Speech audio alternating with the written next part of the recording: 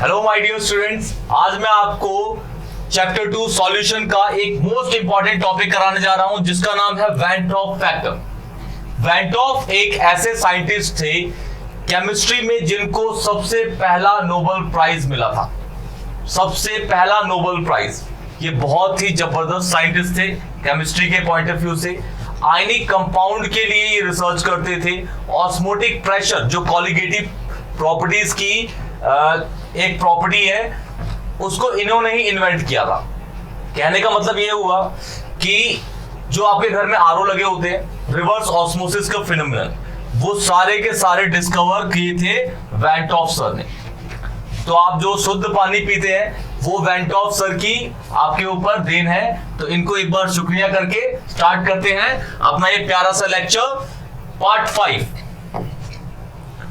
इसमें देखिए, van Hoff factor पढ़ने के लिए आपको सबसे पहले नॉलेज होनी चाहिए इलेक्ट्रोलाइट्स की। इलेक्ट्रोलाइट्स बेसिकली क्या होते हैं? इलेक्ट्रोलाइट्स एक ऐसी चीज है जिसमें आप पानी डालते हैं तो वो अपने रेस्पेक्टिव आयंस में डिसोशिएट हो जाता है, रेस्पेक्टिव आयंस में। और इलेक्ट्रोलाइट्स जैसे सपोज करते हैं NaCl कॉमन सॉल्ट हमारा है, इसको अगर हम पानी के अंदर डालेंगे तो हमारा आ जाता है Na+ और Cl negative.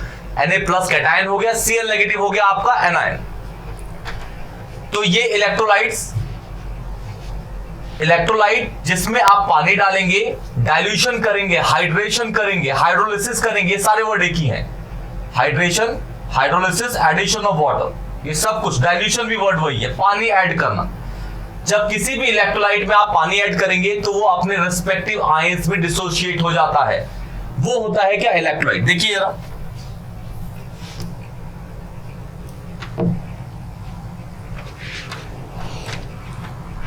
electrolytes which has a tendency to dissociate into their respective ions on hydrolysis, hydration, addition of water या फिर dilution।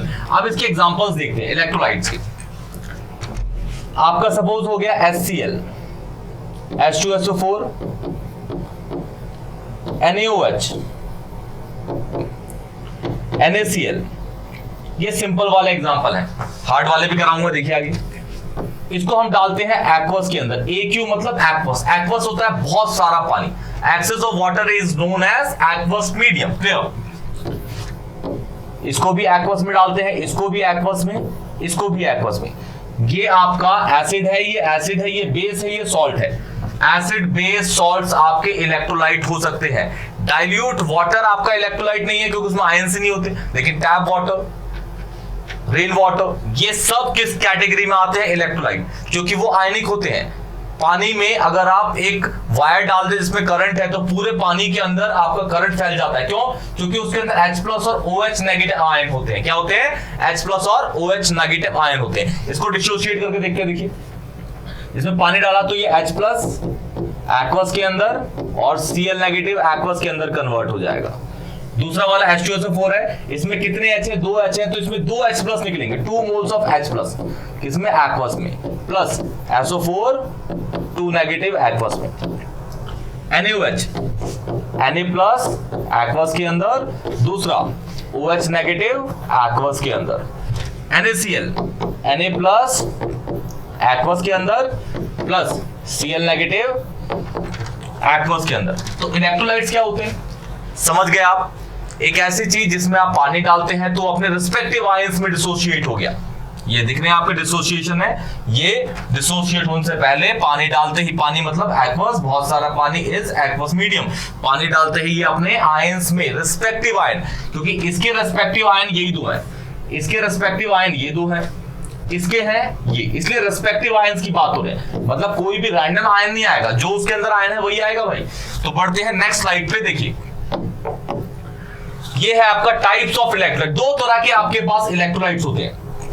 एक होता है स्ट्रॉन्ग इलेक्ट्रोलाइट, एक होता है वीक इलेक्ट्रोलाइट। स्ट्रॉन्ग इलेक्ट्रोलाइट क्या होता है? ऐसे इलेक्ट्रोलाइट्स को आप स्ट्रॉन्ग इलेक्ट्रोलाइट की कैटेगरी में डालते हो जिसमें अगर आप पानी डालो, addition of water, hydrolysis, dilution या फिर हाइड्रेशन, ये सब एक ही वर्ड है, पानी डालना, तो वो अपने पूरा का पूरा 100% डिसोशिएट होता है अपने आयंस के अंदर। तो strong electrolyte which has a tendency to dissociate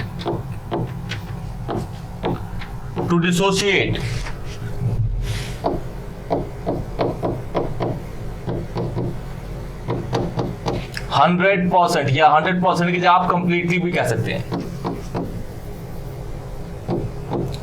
into their respective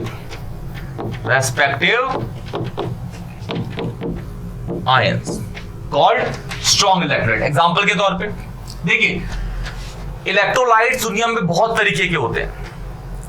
मतलब कहने का है स्ट्रॉन्ग इलेक्ट्रोलाइट और वीक इलेक्ट्रोलाइट को, दूसरा जो कैटेगरी है इलेक्ट्रोलाइट की वो वीक इलेक्ट्रोलाइट है। स्ट्रॉन्ग इलेक्ट्रोलाइट जो होते हैं वो 100% पानी डालने पर डिसोसिएट होते हैं। वीक इलेक्ट्रोलाइट 100% डिसोसिएट नहीं होते, वो कुछ परसेंटेज ऑफ में डिसोसिएट होते हैं, 10%, 20%, 30%, 40%, 50%, 80%, 90%। लेकिन अगर वो 100% हो गया तो किस कैटेगरी में आ जाएगा? आपका स्ट्रॉन्ग इलेक्ट्रोलाइट की कैटेगरी में। अगर वो बिल्कुल ही डिसोसिएट नहीं हुआ तो कोवलेंट है।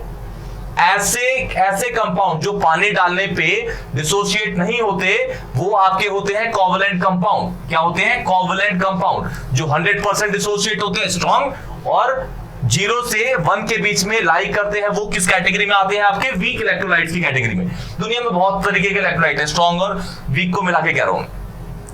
एग्जांपल्स के तौर पे आप सबको पता नहीं कर सकते कि फलाना फलाना आपका जो है वो स्ट्रॉन्ग है, फलाना फलाना वीक है। आप कभी भी नहीं पता कर सकते, ना मैं पता कर सकता, 100% की बात कर रहा हूं मैं, ना जिसने मेरे को पढ़ाया है वो पता कर सकते हैं सर, या फिर उनको जिसने पढ़ाया वो भी नहीं पता कर सकते। लेकिन हम 99% का चांस लेके कर सकते हैं। स्ट्रॉन्ग को हम पता नहीं कर सकते, लेकिन वीक को हम पता कर सकते हैं।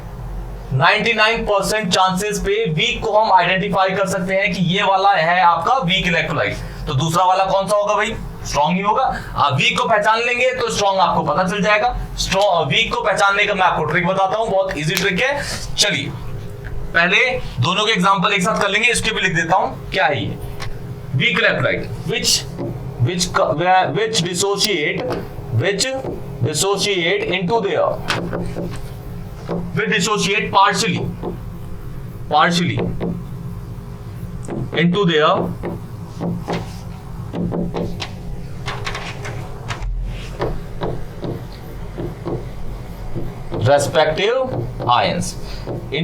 respective ion। और किस पे? On dilution. भाई इसमें पानी डालना भूल गया मैं, ऑन डाइल्यूशन यही लिख देता हूं, ऑन हाइड्रोलिसिस लिख देता हूं, डाइल्यूशन बात वही है। इसमें भी ऑन हाइड्रोलिसिस,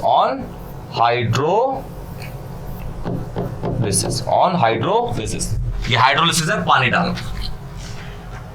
वीक इलेक्ट्रोलाइट को आप कैसे पहचानोगे? दुनिया के जितने भी कार्बन के एसिड्स हैं, मतलब ऑर्गेनिक एसिड्स, सारे के सारे आपके वीक होते हैं। तो पहला लिख लीजिए, all acids of carbon. All acids of carbon मतलब कार्बोक्सिलिक एसिड, या फिर आप इसको ऑर्गेनिक एसिड की कैटेगरी में भी बोल सकते हैं कि ये organic acid. All acids of carbon carboxylic acid are weak electrolyte, week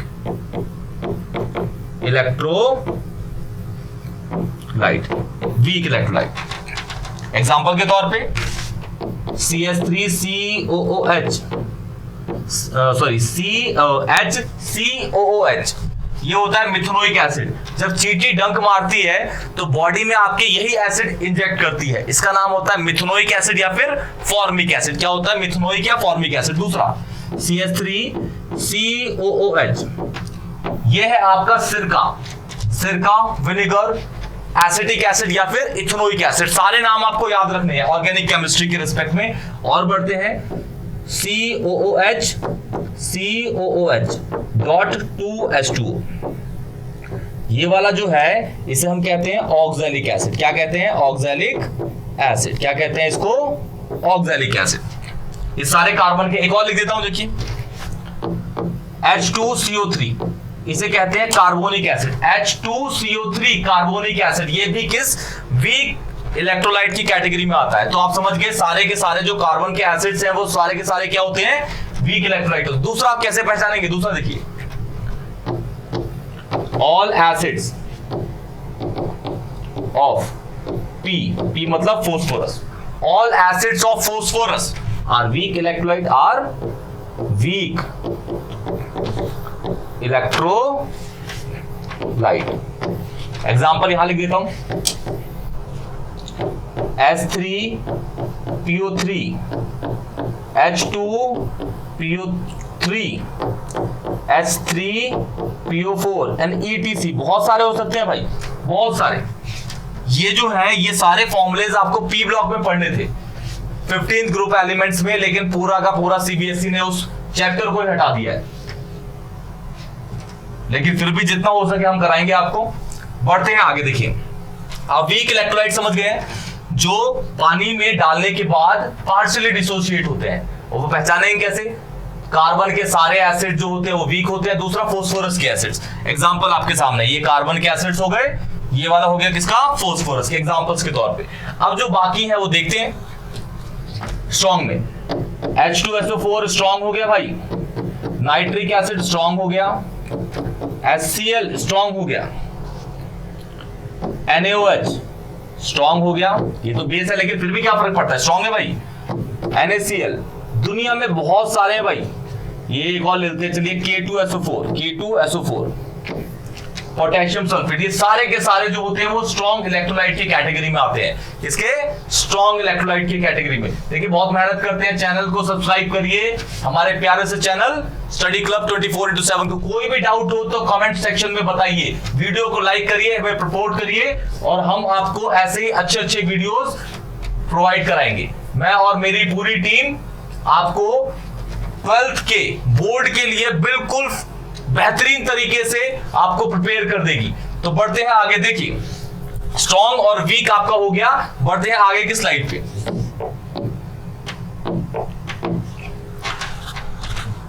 एक टॉपिक है इसके अंदर वैन टॉप फैक्टर, जो इसका कोर टॉपिक है। वैन टॉप फैक्टर नाम था इनका जैकोबस हेनरिक्स वैन टॉप। ये केमिस्ट्री के सबसे पहला नोबेल प्राइज लेने वाले साइंटिस्ट थे। ये है इनकी फोटो, सुंदर सी, थोड़े थोड़े ये व्लादिमीर पुतिन जैसे लग रहे हैं। देखिए जो रशियन प्रेसिडेंट है, देखिए क्या लिखा हुआ है, छोटा सा नॉलेज है, आएगा नहीं वैसे, जस्ट फॉर नॉलेज। देखिए नोबेल प्राइज इन केमिस्ट्री 1901 में मिला था इनको, awarded to Van Top sir in recognition of the extraordinary services he has rendered by the discovery of the law of chemical dynamics and osmotic pressure in the solution। मैंने बोला ना osmotic pressure को इन्होंने generate किया, osmotic pressure की खोज इन्होंने की थी तो पहले से, लेकिन डिस्कवर क्या हुआ, किसने करा, वो थे सर वैन टॉप फैक्टर वाले, और वैन टॉप फैक्टर वाले। देखिए बढ़ते आगे,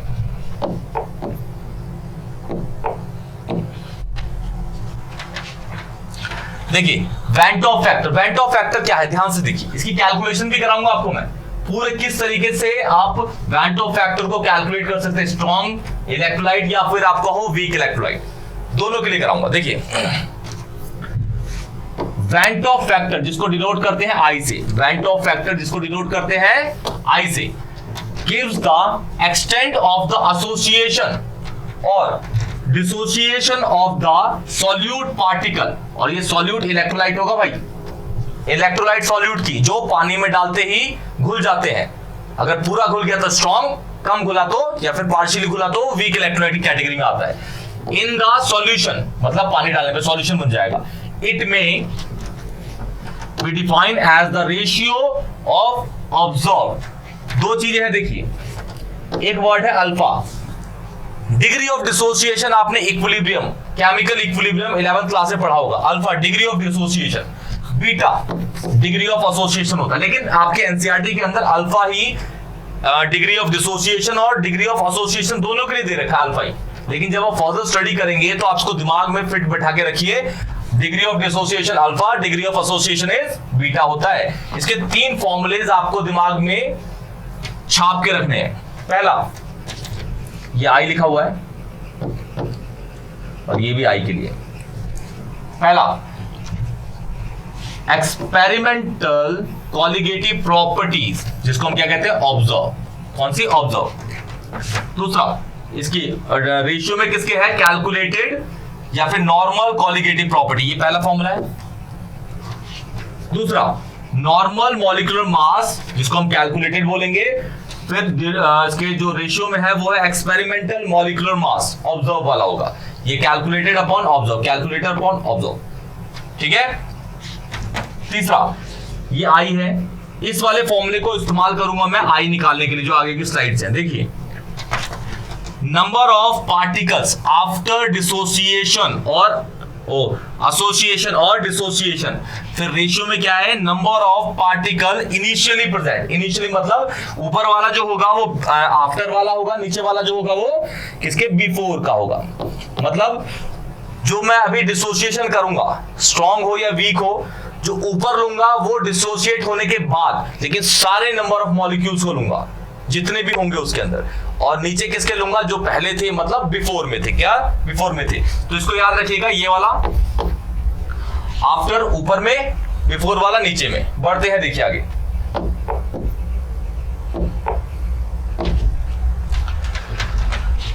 ये सारे के सारे किसके हैं, देखिए, calculation of Van Hoff factor, किसके लिए, स्ट्रॉन्ग इलेक्ट्रोलाइट के लिए। ये सारे के सारे जो दे रखे हैं आपको, स्ट्रॉन्ग इलेक्ट्रोलाइट दे रखे हैं। इसमें पानी डालते हैं, ये H प्लस एक्वस के अंदर प्लस Cl नेगेटिव एक्वस के अंदर टूट जाएगा। यहां लिखता हूं मैं before dissociation, B for before dissociation, A for after dissociation. B for before dissociation, A for after dissociation. जब भाई बिफोर डिसोसिएशन का मतलब क्या है, HCl अलग बीकर में है, पानी अलग बीकर में है, दोनों मिक्स नहीं हुए, तो ये कहां से फॉर्म होगा, ये फॉर्म ही नहीं होगा। जब इसको इसके साथ मिला देंगे तभी तो फॉर्म होगा ये, क्योंकि ये है एक एसिड। एसिड होते हैं आपके इलेक्ट्रोलाइट्स, पानी डालते ही टूट जाएंगे। और ये क्या है, सारे के सारे स्ट्रॉन्ग इलेक्ट्रोलाइट। क्या है, सारे के सारे स्ट्रॉन्ग इलेक्ट्रोलाइट है। क्या है ये, सारे के सारे स्ट्रॉन्ग इलेक्ट्रोलाइट। पानी ये अलग बीकर में है, ये अलग बीकर में, तो ये कितना होगा, ये पूरा का पूरा होगा, क्योंकि डिसोसिएट ही नहीं हुआ। और ये अलग बीकर में है पानी, और HCl अलग में है, तो ये तो प्रेजेंट ही नहीं होंगे, क्योंकि डिसोसिएट ही नहीं हुए। लेकिन जब दोनों को आपने मिला दिया तो ये बचेगा नहीं, क्योंकि ये तो पूरा का पूरा डिसोसिएट है। क्यों, क्योंकि ये तो स्ट्रॉन्ग इलेक्ट्रोलाइट है भाई। तो ये कितना होगा, 0। ये कितना पहुंचेगा, देखिए सबकी, इसकी स्टोइचियोमेट्रिक कोएफिशिएंट क्या है, 1, इसका 1, इसका भी 1। तो जितना यहां से निकलेगा उतना ही यहां जाएगा। स्टोइचियोमेट्री आपने इक्विलिब्रियम में पढ़ा है, आयनिक इक्विलिब्रियम, जितना यहां से निकलता है उतना ही पहुंचता है भाई। स्टोइचियोमेट्रिक कोएफिशिएंट के रेस्पेक्ट में चीजें चलती हैं। यहाँ 1 है, यहाँ 1 है, यहाँ 1 है। यहाँ से कितना निकला, यहाँ 1 था, अब कितना हो गया, 0, मतलब कितना निकला, 1। यहाँ पे भी 1, यहाँ भी 1। तो यहाँ पे आई निकाल देता हूं। ऊपर होगा आफ्टर डिसोसिएशन का पूरा समीशन, नीचे बिफोर का। तो आफ्टर कौन सा है, ये रहा, ये। तो ये हो जाएगा, इसको ऐड करूंगा, इसको ऐड करूंगा, इसको ऊपर में 0 प्लस 1 प्लस 1, और नीचे इसको करूंगा, इसको और इसको 1 प्लस 0 प्लस 0। तो ये हो जाएगा आपका I2 हो जाएगा। क्या हो जाएगा, 2। इस तरीके से इसमें देखिए,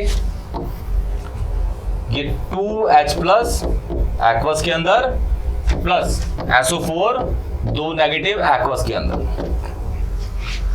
ये हो जाएगा, यहाँ एक्वस डाला हमने, ये हो जाएगा before and this is after. ये होगा 1 0 0। याद रखिए, इसकी स्टोइचियोमेट्री 1 है, इसकी क्या है, 2 है, इसकी क्या है, फिर से 1 है। तो ये स्ट्रॉन्ग इलेक्ट्रोलाइट है, पानी डालते ही ये हो जाएगा 0। यहाँ कितना पहुंचेगा, यहाँ 1 था, तो यहाँ पहुंचेगा 2, क्योंकि यहाँ पे इसके कंपैरिजन में यहाँ पे 2 स्टोइचियोमेट्रिक कोएफिशिएंट है। यहाँ पे कितना है, 1, तो यहाँ भी होगा क्या, 1। तो यहाँ पे डाल देते हैं आई के लिए।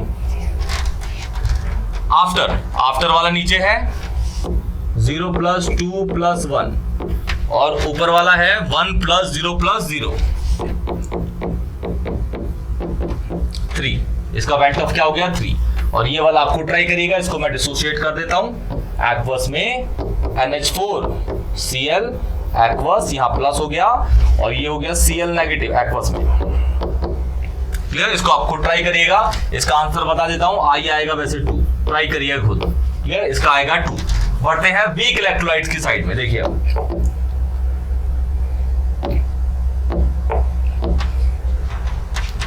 जैसे मैंने बताया था वीक इलेक्ट्रोलाइट आप पहचानो कैसे, वही लिखा हुआ है यहाँ पे। How to identify weak electrolyte, topic क्या चल रहा है, calculation of Van Hoff factor for weak electrolytes. How to identify weak electrolytes, दो तरीके होते हैं, पहला ऑल ऑर्गेनिक एसिड्स या फिर acids of carbon are weak electrolyte, example मैंने दे दिए थे आपको। Second, all acids of phosphorus are also weak electrolyte, ठीक है। देखिए इसको हम किस तरीके से देखेंगे, एक इस साइड एक इस साइड। पहला लेते हैं CH3 COOH, पानी में डाला, ये वाला H निकलेगा, ये COOH है ना, इसका ये वाला H निकलता है, यही H शो करता है कि एसिड है, इसका ये वाला H निकलता है, ये कोवेलेंट हाइड्रोफोबिक पार्ट होता है। क्या होता है, हाइड्रोफोबिक पार्ट। तो ये CH3 COO नेगेटिव एक्वस में फिर H प्लस, देखिए ये हो जाएगा आपका बिफोर डिसोसिएशन, ये हो जाएगा आपका आफ्टर डिसोसिएशन। अब बिफोर में कितना है, 1 है, ये कितना होगा 0 0, बिल्कुल ऐसे ही, क्योंकि इन दोनों को आपने मिलाया नहीं तो ये कितना होगा, ये बनेगा ही नहीं, 0 है। अब जो ये इलेक्ट्रोलाइट है, ये है वीक इलेक्ट्रोलाइट, पानी डालोगे पूरा डिसॉल्व होगा नहीं, तो इसमें से कितना पार्ट निकलेगा, वो निकलेगा अल्फा। कितना निकलेगा, अल्फा। सबके स्टोइकियोमेट्रिक चेक के लिए 1 1 1, तो यहां मैं कहता हूं आफ्टर में 1 minus alpha, alpha part dissociate हुआ, मतलब पहले था 1, अब कितना बचा, 1 माइनस अल्फा, तो अल्फा कहां गया, इस साइड में, यहां भी अल्फा यहां भी अल्फा, तो आई कैसे निकलता है, after upon before, after 1 minus alpha, इसको ऐड करोगे फिर इसको ऐड करोगे, इसको ऐड करोगे, नीचे किसको ऐड करोगे, इसको इसको, और ये इससे कट गया, तो इसकी वैल्यू क्या आ गई, 1 प्लस अल्फा, मतलब I is equal to 1 plus alpha. इसके लिए अब ले चलते हैं ऑक्सैलिक एसिड की ओर, दूसरा है ऑक्सैलिक एसिड की ओर। देखिए ऑक्सैलिक एसिड होता है COOH COOH, पानी डाला इसके अंदर, इसका एक H ये निकलेगा, एक H ये निकलेगा, तो ये बचेगा COO नेगेटिव, किसमें, एक्वस में, प्लस 2H प्लस, ये हो गया बिफोर, ये हो गया आफ्टर, ये 1 0 0, देखिए यहाँ पे 1 है, यहाँ पे 1 है, यहाँ पे 2 है, स्टोइकियोमेट्रिक कोएफिशिएंट, तो यहाँ से 1 माइनस अल्फा निकलेगा, यहाँ पे अल्फा पहुंचेगा, यहाँ पे 2 अल्फा पहुंचेगा, क्लियर। तो I before, after upon before, after upon before, after 1 minus alpha plus 2 alpha, ये इससे कट गया, और इसको ऐड कर दीजिए 1 प्लस 0 प्लस 0, तो इसका जो आई की वैल्यू आ जाएगी 1 प्लस 2 अल्फा।